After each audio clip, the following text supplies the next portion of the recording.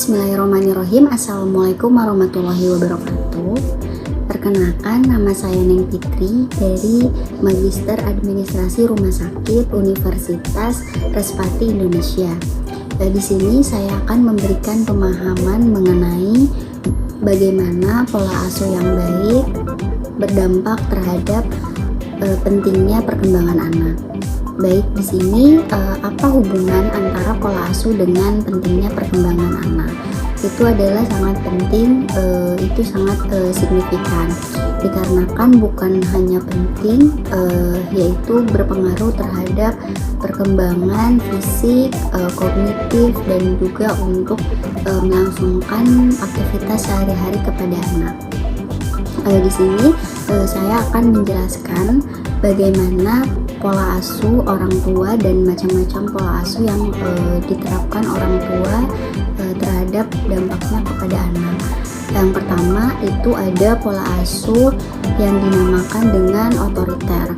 Pola asuh otoriter itu biasanya orang tua itu bersikap kepada anak, memberikan aturan tanpa diskusi dan juga semaunya orang tua, yang dimana semua aturan yang dilakukan orang tua itu adalah hal yang mungkin menurut orang tuanya itu benar.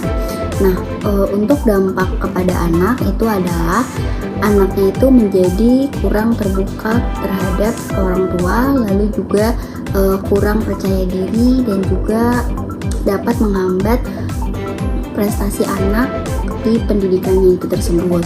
Lalu yang kedua itu ada yang dinamakan dengan pola asuh demokratis. Nah, pola asuh demokratis itu sendiri, orang tua itu berperilaku kepada anak setiap harinya atau yang akan mendatang itu selalu mendiskusikan apa mau orang tua dan anak, bagaimana dan juga dampak kedepannya atau rencana-rencana kedepannya itu selalu didiskusikan bersama anak, yang dimana dampak terhadap anaknya itu baik. Di antaranya itu akan menjadikan anaknya itu lebih percaya diri, lebih terbuka, dan biasanya ketika orang tua menerapkan pola anak demokratis itu dia akan memberikan banyak hasil atau prestasi kepada kesehariannya terhadap sekolahnya, pendidikannya, dan itu akan dibuktikan kepada orang tuanya. Lalu yang ketiga itu yang bisa diterapkan orang tua pada pola asuh itu ada yang dinamakan dengan pola asuh permisif, yang dimana itu biasanya orang tua itu tidak ada diskusi. Pokoknya orang tua itu cuek dan juga tidak ada aturan-aturan setiap harinya dari ibu dan juga ayahnya, yang dimana anak itu akan menjadikan hidupnya itu tidak terarah, tidak teratur, dikarenakan biasanya anak itu lurus-lurus aja tanpa aturan, yang menjadikan anak itu tidak ada aturan hidup gitu, jadi lurus-lurus aja, lempeng-lempeng aja. Nah, lalu yang terakhir itu ada anak yang dididiknya itu tidak diberikan perhatian atau tidak diberikan kekerasan juga, yang dimana nanti anak itu akan terbentuk dengan hidup yang tidak ada arah. Nah, kita sebagai orang tua itu bisa memilih bagaimana pola asuh yang baik untuk anak, dan juga kita bisa melihat mana dampak yang baik dan juga yang buruknya dari pola asuh tersebut. Nah, di sini saya akan memberikan gambaran pentingnya perilaku terhadap anak yang baik untuk kedepannya. Yang di sini saya punya 5 star chart atau baterai untuk anak, yang dimana itu dari yang pertama itu dari waktu. Anak itu membutuhkan waktu dari orang tua.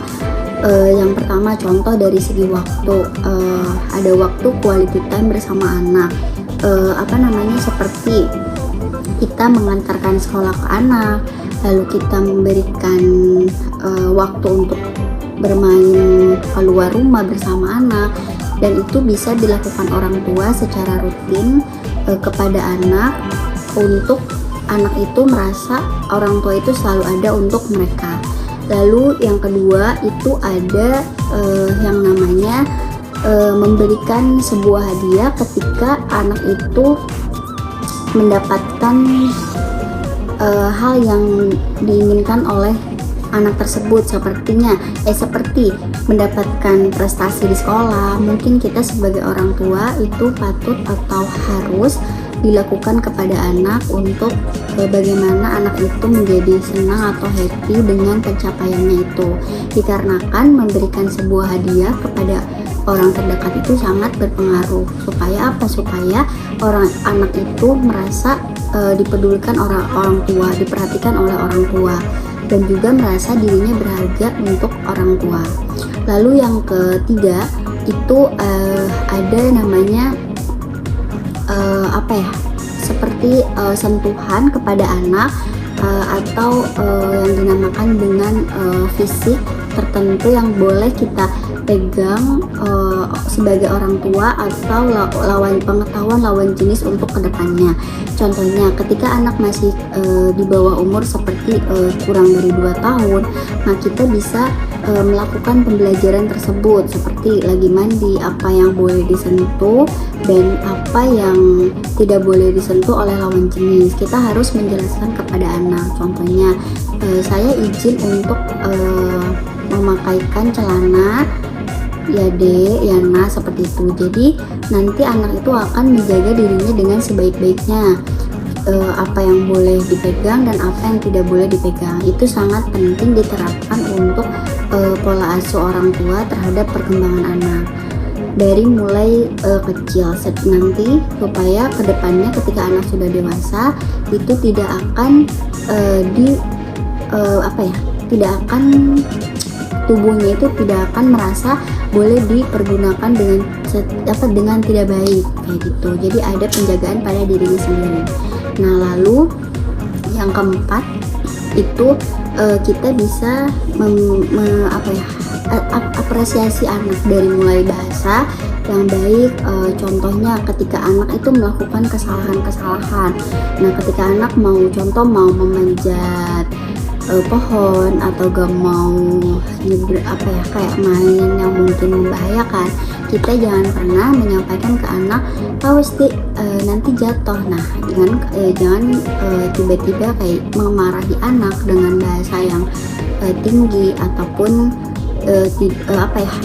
membuat anak itu ketakutan. Tetapi kita sebaiknya sebagai orang tua itu mendampingi. Kayak contohnya anak itu mau main, anak itu mau berjalan atau mau manjat pohon. Nah, kita coba ikut serta dan coba kita jaga dengan cara memegang anaknya, terus sambil kita kasih teguran secara halus, secara baik kepada anak, yang dimana mungkin dengan bahasa ayo deh hati-hati pelan-pelan ya, nanti biar gak jatuh gitu. Jadi itu efeknya itu baik terhadap pola pikir anak, tidak ada trauma terhadap anak ketika orang tua bisa memberikan komunikasi kepada anak dengan baik seperti itu. Nah, mungkin kita bisa menerapkan hal-hal tersebut dan juga bisa dengan baik untuk diterapkan kepada keluarga gitu kan. Nah, juga yang terakhir itu ada yang dinamakan dengan pelukan terhadap anak. Kita harus memberikan pelukan itu mau dari ayah ataupun mau dari ibu.